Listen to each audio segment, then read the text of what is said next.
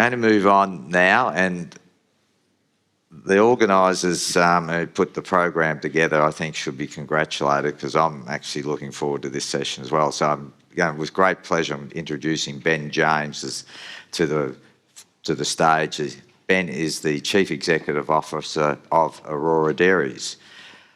Aurora Dairy owns and operates a diversified portfolio of 47 productive dairy properties across Southeast South Australia, Southwest, Northern and Gippsland regions in Victoria and Tasmania, milking over 40,000 cows. As Chief Executive Officer, Ben James' remit is to ensure that Aurora Dairies sustainably produces high-quality dairy products in a safe, sustainable manner to deliver superior value for Aurora's investors, their people and community. So I think there's, as I said, I'm really looking forward to listening to Ben's presentation. Thank you.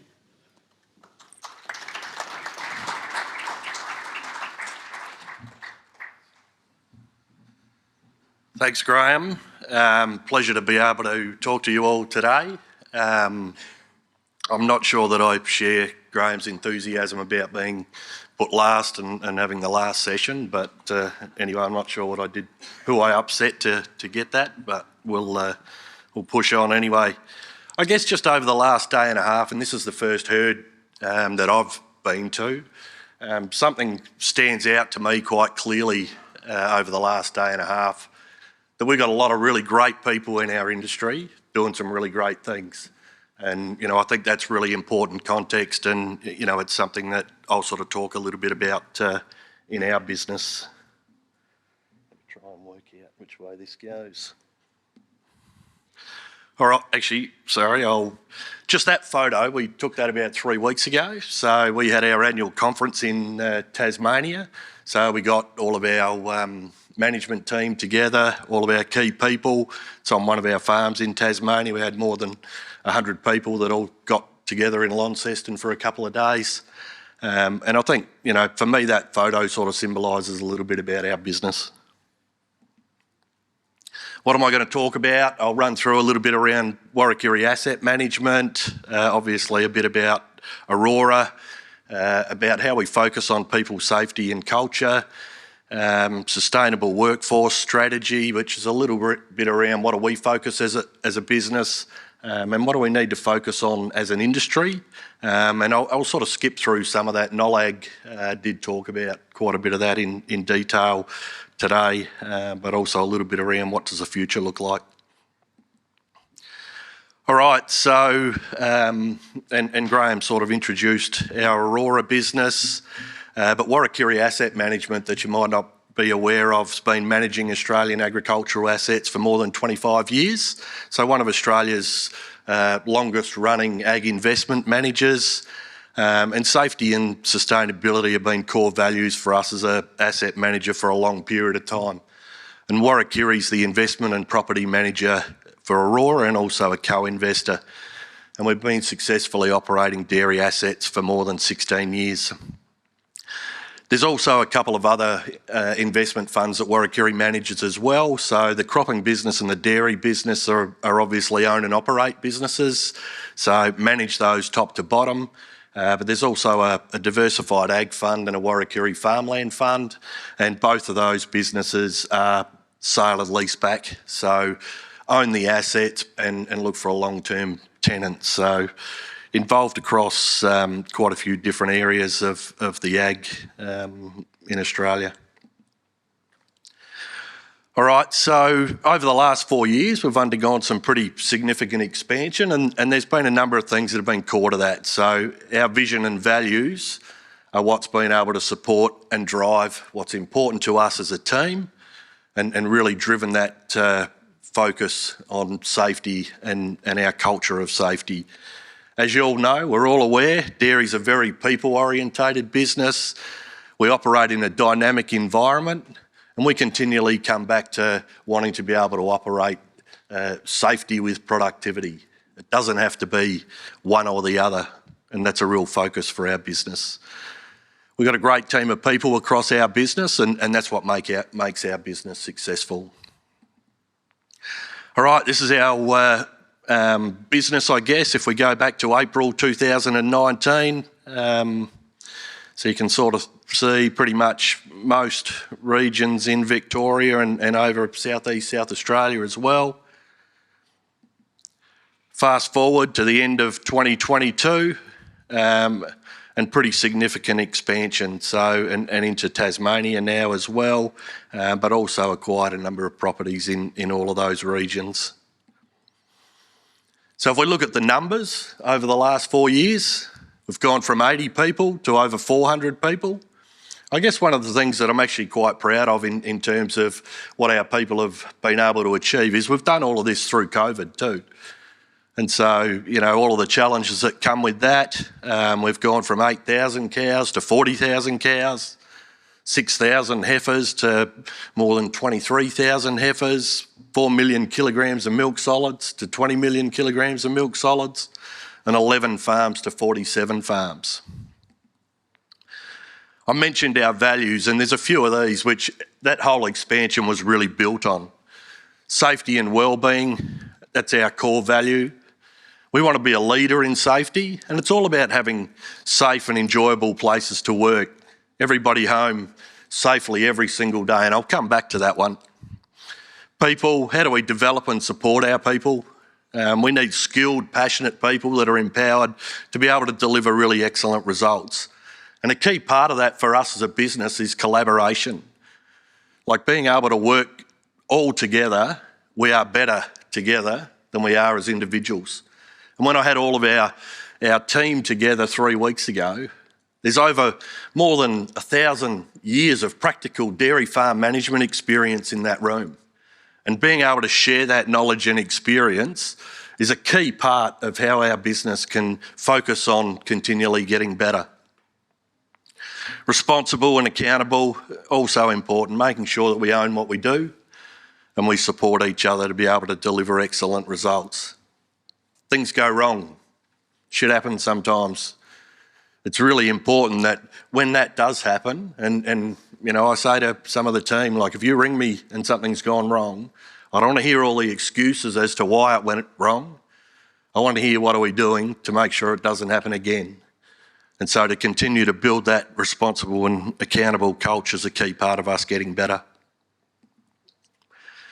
What do we really focus on? Obviously the people. Transition, it's really important. One day you don't own the farm, you got no people, and then the next morning you own the farm and you're milking on that farm. And so how we actually worked with the vendors in that transition process, really detailed process, covering a lot of things. We actually typically would go in and spend time training, having people understand our safety systems before we actually settled on a farm. So that transition piece for us was really important. From a strategy point of view, about buying good assets, we're also really focused on increasing our feed security, so increasing homegrown feed, and across a diversified portfolio as well. So we're in different rainfall zones, different irrigation systems, and all of that helps support reducing volatility by having a diversified production base. And we also continue to invest in assets where it makes sense. I mentioned continuous improvement. We've got operating strategy and there's a whole pile of initiatives on that. One of the key ones that we're really pushing on now, and I've heard so much of it in the last day and a half, we all talk about this, developing data insights. And we've tossed it around for a long time, like it's always been there. We've got a heap of data. Wouldn't it be fantastic to be able to use this data better? Well, we've really focused on that recently. How do we actually turn that into decision-making tools? And I'll talk a little bit more about that in a little while. One of the other things, and I think this is important too in the context of how do we get people into our industry, but through bringing on new farms and new people, that diversity of experience and ideas is really important. So we bring on new farms, we bring on new systems, and together that provides a really great opportunity to actually take the best out of all of those farms, the best thoughts and ideas from new people to be able to all get better together. Safety first, what's the rush? We had our team develop this and we developed a video. All of the team put the video together, and it's something that we really focus on. Everyone home safely every single day, and making sure that safety is seen as everybody's responsibility. I mean, one of the things that it's easy to forget is safety's personal. Individuals get injured. Someone's mum, someone's dad, brother, sister. And actually reinforcing that with our team and going through and getting them to understand, why is it important to them? Not because I say it should be important to them. Like, what's their why? Why do they want to make sure that they're thinking safety in everything that they're doing? It's really interesting when you go and ask people, why is it important to you? And the normal things come out: family, friends, health. It's the rest of your life.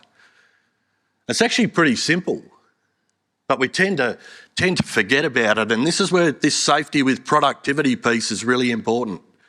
I mean, if we go through and look at it, at the end of the day, like, there's not anything that's actually worth ending up with an injury that you've got to carry for the rest of your life. And that's the attitude. As an industry, we need to continue to shift that. The other side that we talked to the team about is reporting a hazard. What a bloody good thing to be able to do, to be able to bring something up which could have one of your teammates injured. And the converse of that is, if you didn't do that and somebody got seriously injured and you knew that you could have prevented it, what a burden to have to carry. And that's the sort of culture, I guess, that we're trying to build and how we want people to think about safety. And that comes back to induction, and Nolag talked about it at the start, or earlier today. You get a really great opportunity when you bring new people into your business to set those expectations. We've got a number of never-evers in our business, which is really life-saving tools, if you like. And so helmets, seatbelts, it's actually pretty simple, but it's all the things that have really high consequence. If it goes wrong, you get seriously hurt. And so that's also a key focus for us. Systems and equipment, obviously important, but culture's king. You can have the best systems and equipment in the world, but if you don't use it, don't follow it, it can still go wrong. It can go wrong quickly, and it can go wrong with tragic consequences. With the expansion, we've now, and just had the first meetings in the last week, but we've set up regional safety committees, and that's been really pleasing to see how that's developed. That's really about how do we build that depth of knowledge and experience across all of our farms. So it's probably meant that we've got a 5-fold increase in farm-based members in our safety committee structure. And so it's that shop floor, if you like, that we're actually really engaging with and getting feedback from. This is a piece for us which is pretty important. So typically we've always reported LTIFR and percentage of time lost. This safety benchmarking sheet or program that we've set up, this is all of our lead safety indicators. So this measures our performance and our proactive management of risk. We get all of these things right, they all reduce risk on our farms. They all make our people and farms safer. And the LTIFR, or the injuries, they're just an outcome of that. And so this is what we really focus on now. And we're really focused on how do we drive that, and how do we have all of our team support pushing that to get everything to 100%. In our operating strategy, and I'll only quickly go through these, but key pillars, and you'll see the blue, for a fair while we talked about the 5 Ps in our business: people, pasture, pregnancy, productivity and profit. Out of all of those, there's a couple that I'll obviously focus on: the people, safety and culture, but I'll also touch a little bit more on the information management systems and data insights. And this strategy was was built by people in our business, and we basically took it to the board in November 2020. There's a whole pile of initiatives that enable us to be able to meet and exceed our stakeholders' expectations, and all about how do we all get better together. What's the objectives? A safe, sustainable, successful and profitable dairy business for our investors, people and communities. We're also invested in being able to develop and support the next generation of dairy farmers. And we also want to be able to contribute to the positive progression of our Australian dairy industry. I've been in the industry for a fair while now, and I'll sort of get back to how that originated towards the end. But that's actually really important. It's how do we all work together to continue to improve our industry. Talked about people. We need to be flexible in terms of operation. We need to be able to have regular on-farm decision making. And so a lot of this data insight for us is how do we actually drive that decision making to, for people on farm to be able to make the right decision quicker, more often. And that's obviously how do we drive our continuous improvement. It can be a really complex business. How do we try and distill that and keep that complexity as simple as possible? Time's a really precious commodity on farms, so how do we get the best utilisation of our time? How can we make sure that we allow our people to be able to capitalise on their strengths? And I mentioned the decision-making structures, supported by science and data, but empower our people to be able to make them. I'll run through this relatively quickly, I guess. Sustainable workforce strategy, a little bit about how we think it, and there's nothing groundbreaking in this, I tell you. Attraction, development, retention. It's pretty straightforward, really. Just a little bit about how some of these things are changing, I guess. So, what's happened in the past, and look, word of mouth is still pretty strong, but there's a whole pile of shifts, I guess, in how do we identify and build the talent pool. I think one of the things that we really have to do is really promote and sell operational dairy farming as a great career opportunity. I think sometimes we tend to sort of shy away from that. Whereas, from a school perspective, university perspective, getting into to talk to first years. And how do we create a link to get them in? And I'll talk a little bit more about that too. This development piece is really important. And look, if I think from an industry point of view, in terms of training and development, I think we've probably, over a period, probably dropped the ball in terms of that structured training and development from an industry point of view. I mean, the industry, from my perspective and talking to people, seems to not value some of the formalised training. And I think we've really got to focus on that and try and change that. Because what do people want to see? We want to be able to sell a career in operational dairy farming to a school student. You've got to be able to show them, what's the pathway? What's the training that I need to do? And it's really interesting. We've got a graduate program as well with students just out of tertiary education. And when I go through and interview those people, one of the really interesting things is that they talk about, hey, how will I see my development? How will I know that I'm where I need to be? And so that future generation, they're actually thinking about that a little bit differently. They want to be able to see that. They want to be able to touch it. And I think it's something that we just need to shift. And as a business, we're sort of doing a little bit in that space to sort of help support that, which hopefully will sort of progress over the next 12 months. Obviously, that's a key part to retention. I think the other part of this is probably a couple of things and again, this is a little bit of a generational thing, and people like myself who've been around for a long time and paid your dues, so to speak. Like, there's a shift in this. Like, the next generation looks at it differently. And whether we like it or not, we as an industry, we've got to start to shift with that. So what's important to them? What do they want? What do they want out of a job? You know, they want something that's purposeful, and sustainability is going to play a really key role in us being able to bring new people into the industry. They don't want to work all the time.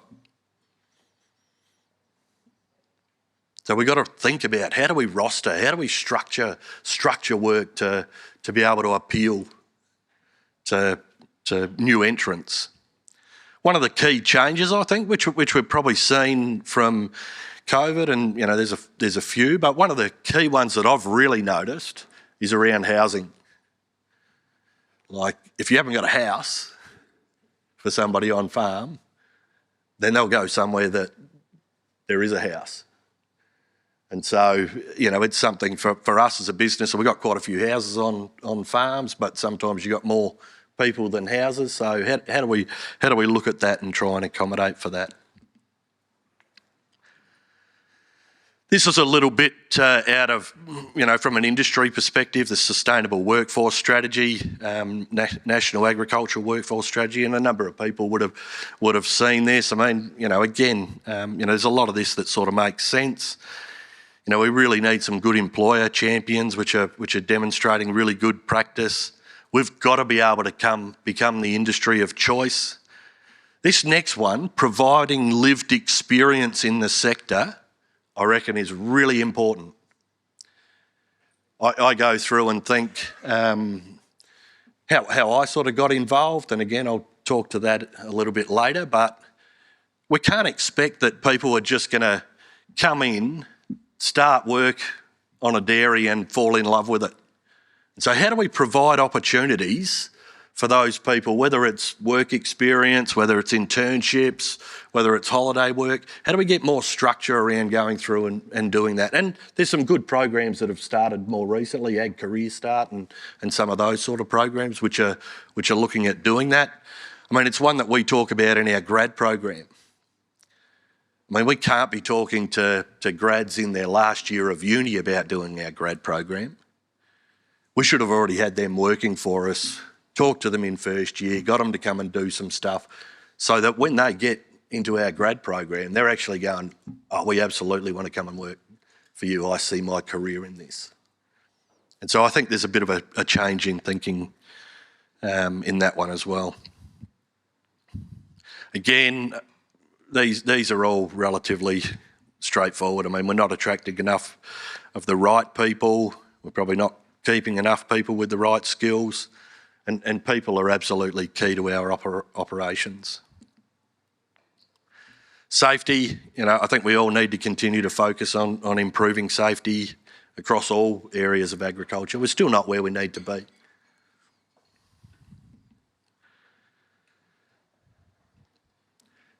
Just put your hand up. How many people here are under 30?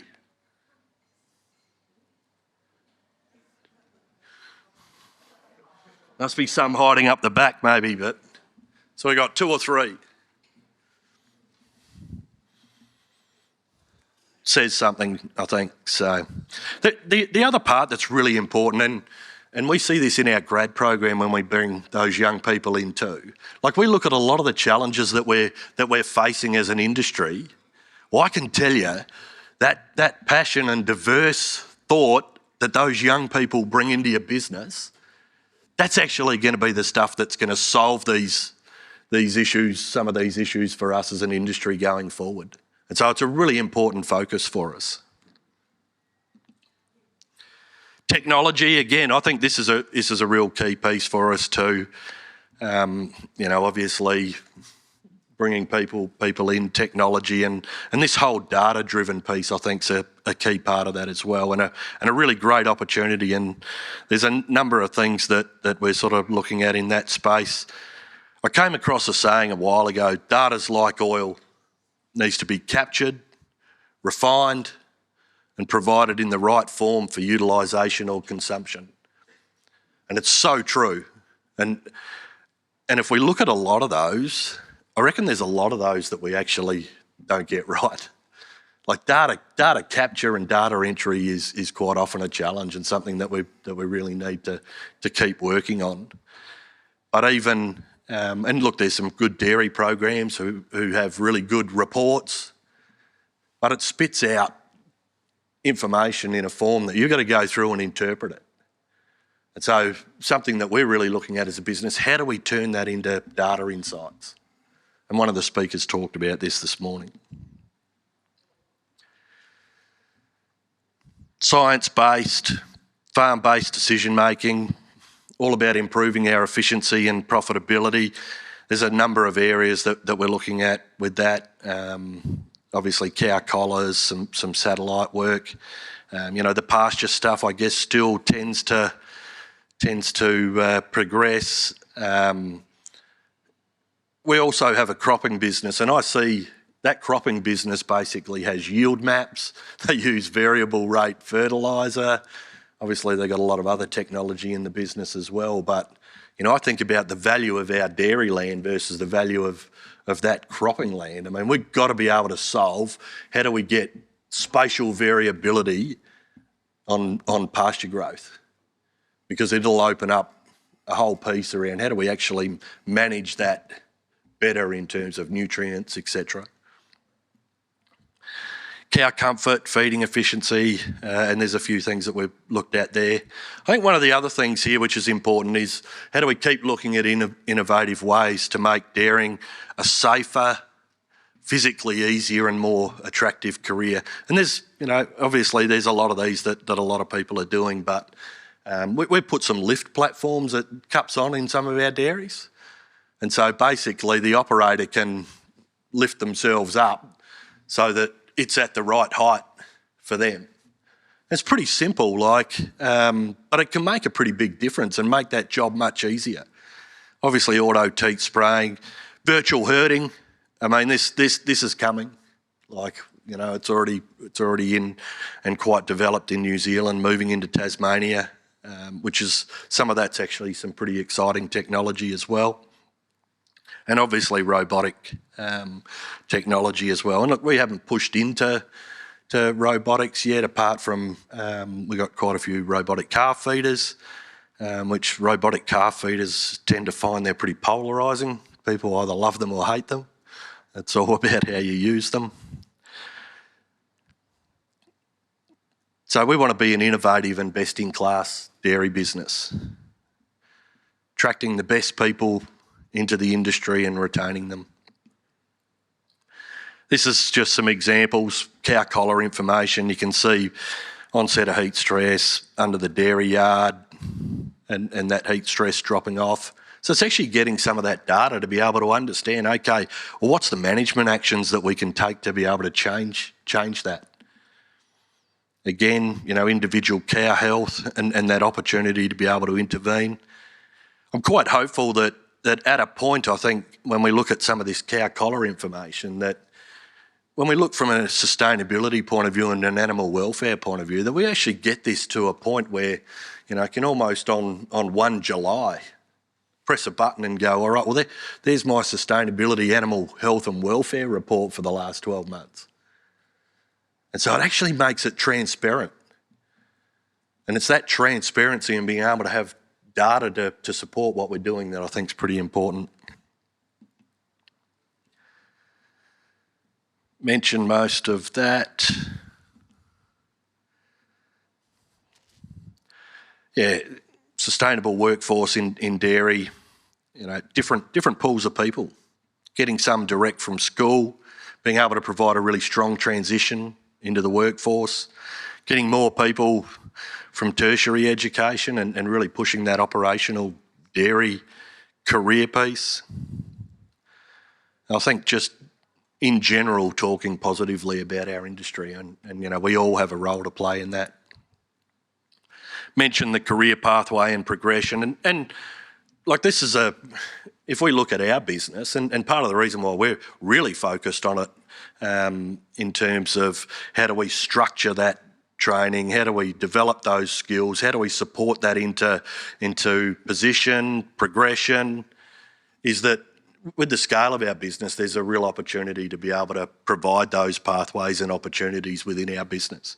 I mean, it's been mentioned a few times though, like the reality is that people move through your business for a whole pile of different reasons. And if they go on to something better, well, that's fantastic. And I think the status quo a little bit at the moment is that we're sort of shuffling the deck chairs a little bit from a people perspective.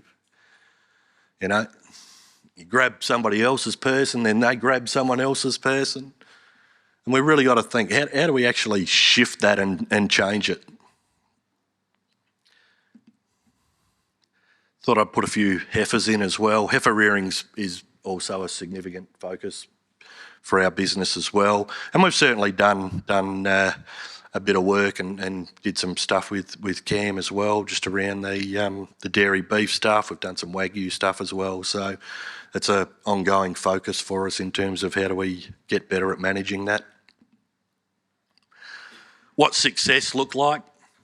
We want to have a highly skilled, passionate, empowered team of people that all work together in a safe and sustainable manner, being able to utilise information management systems that can support timely, effective decision making, that makes our operations easier and simpler, and that all drives increasing margin return through our efficient use of resources and sustainable productivity gains. It's also really important to us to be able to positively contribute to the local communities that we operate in. How do we improve our natural resources management, encourage biodiversity, continue to build our soil health and fertility, and efficiently use resources and minimise waste? I mean, one of the things that we've gone through and done, and you know, I think this is a really interesting space from an industry point of view. Like, we talk a lot about carbon. And what's this all mean? Well, the starting point is know your number. Actually understanding what your emissions are. That's the first piece of it. Because we can sit here and what's this mean? What's that mean? And for most people, you'll go through, it'll be methane, it'll be nitrogen fertiliser. That'll be the bulk of it. But I think as an industry, like, we've actually got to get a little bit more proactive around knowing and understanding what that is. We're fearful of what it might mean, but if we actually know our numbers, then that actually takes away some of that fear. There's a whole pile of really good mitigation options that are coming. And if I look, you know, we look across the Tasman and the structure that they've sort of gone down there, they've got an ETS, they've got a split gas model, so methane's pulled out, they're looking at taxing that. But like, it's going to sort itself out. And so, you know, we need to understand what's the things that we can start to do. If we can reduce methane emissions by 10% by more efficient use of fertiliser, we don't want to wait for 3 or 4 years to do it. We should be doing it now. And I guess that all comes back to knowing your number. All right, just quickly, and I'll go back. And I guess this is context. You know, the first photo in up in the left-hand corner there, Dad holding one of the Corriedale rams. So Grandpa had a Corriedale start-up at Parawa on the Fleurieu Peninsula. Dad didn't go back on the farm, but I used to go and stay there all the time as a kid. The next one in the middle at the top, so that was Sindel. That was my dairy heifer, which I had on the vacant block in Coromandel Valley in the Adelaide Hills. Used to be a bit of a problem when she'd get on heat because she'd go for a run and I had to go and rescue her off the main road. I actually started showing cows, I guess, like as a kid. I went and stayed out on a dairy farm. Interestingly enough, it was in Ardrossan on the Yorke Peninsula, which is probably the most unusual place to get involved in dairy.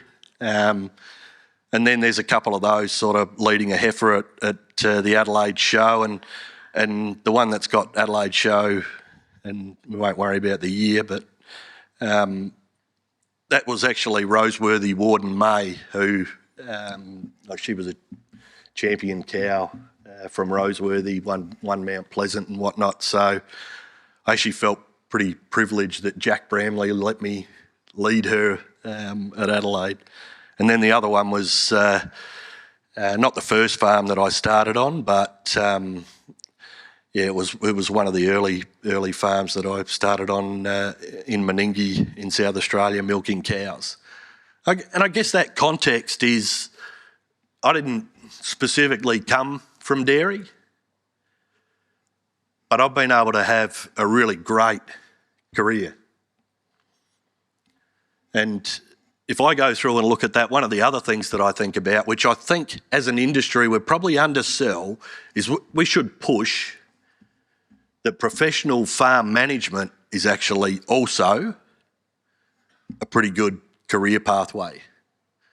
And if you go down that pathway, that does not preclude you from then going share farming. It doesn't preclude you from going into farm ownership. But it's a more natural progression. And I think it's something that as an industry we can probably push a little bit harder. All right, and just summing up, I guess, this is about all of us. How can we all support our Australian dairy industry to be safe, sustainable, an industry that attracts, develops and provides opportunities for really great people, an industry that's science-based and data-driven to respond to what is an ever-changing environment, working collaboratively. I talked about how we work collaboratively in our business. I mean, it's fantastic. That's what this is all about. And you hear in all of the conversations around the place, how do we all work together to get a better outcome for everybody? And all of that's about supporting a strong supply chain and having really prosperous dairy communities. And we launched our new logo down in Tasmania a few weeks ago, and our team came up with it, and a key part of that was Proudly Dairy, which I think sums up what all of our team's about. Okay, well, Ben, thank you.